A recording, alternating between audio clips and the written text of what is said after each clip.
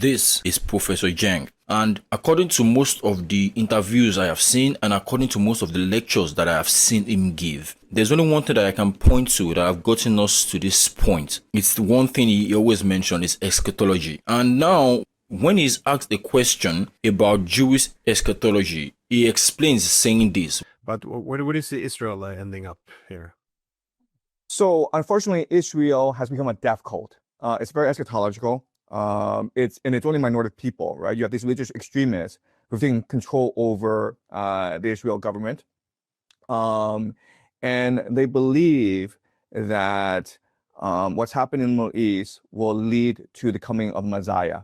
So as long as they stick together and as long as they push history forward, they want to accelerate the process, then God will save them. So, I mean, the calculus, it's very diabolical, it's very cynical. But what they believe is this: the world is headed towards collapse. The world is headed towards decline. And so there's going to be chaos throughout the world.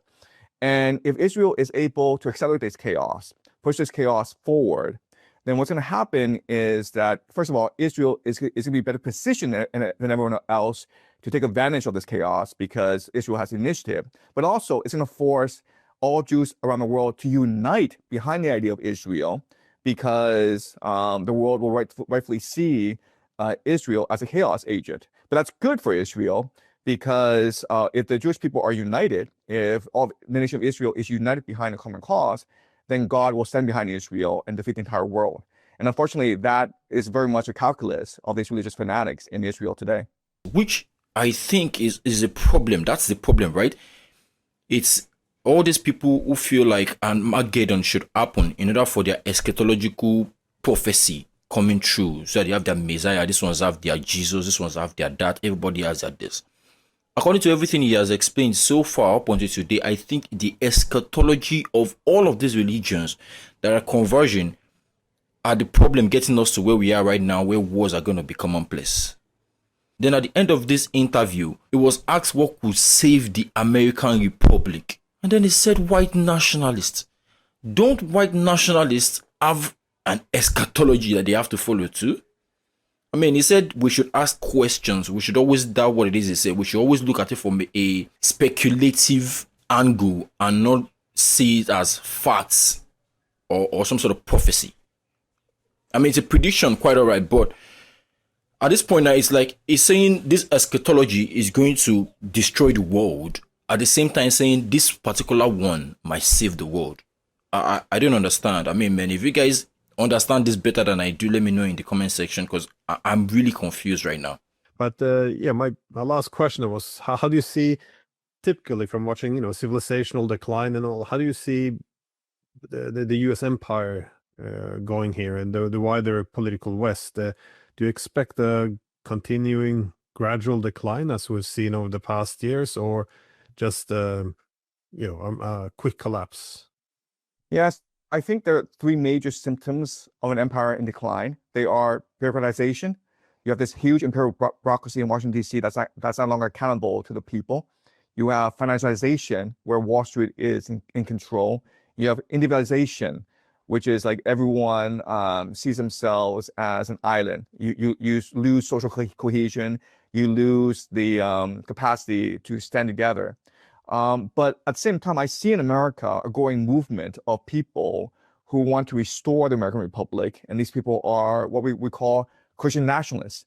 And Tucker Carlson definitely falls into a camp who believes that America is a republic and it should be a Christian republic. And I think that really is a solution to imperial decline, where if America were to embrace Christianity, then I think that would save the republic.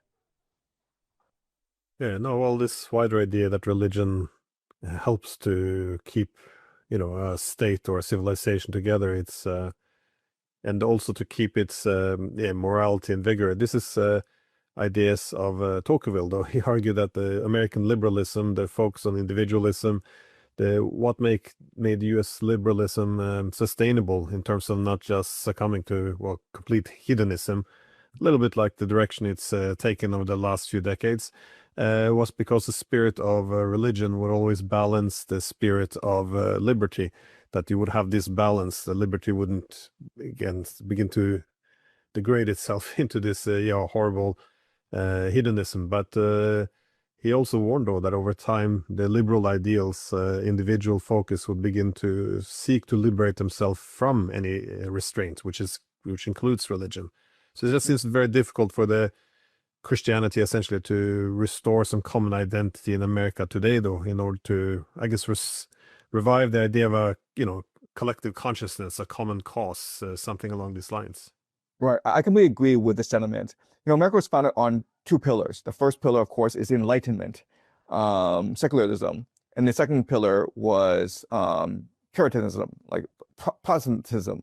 And so I completely agree with you in that, America has shifted too extreme into the Enlightenment. It's embraced secular, liberal democracy, and it needs to restore balance by returning to its Christian roots. But I still think that America has so many advantages. It's still a very prosperous place where people are hardworking, where you still have a lot of freedom, where people still take the Constitution very seriously.